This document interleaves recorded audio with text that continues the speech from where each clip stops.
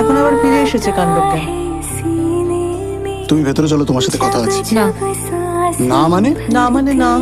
Just stay out of it. হ্যাঁ, আবার কি করবে মারধর? বেডরুম থেকে ড্রয়িং রুমেই শুরু হয়ে যাবে, তাই তো? বাবা মার সামনে করো তো। একটা কথা বললে না।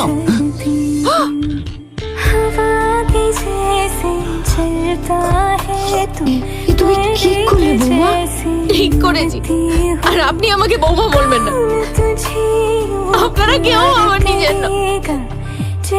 বিয়ের পরে কি বলেছিলেন? আমার ঘরে এক মেয়ে এলো, তারপরে কি হলো?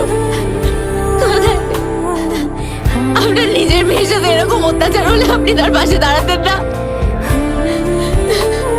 বাবা, আপনি কেন নিজের ছেলেকে একবারও শাসন করলেন না?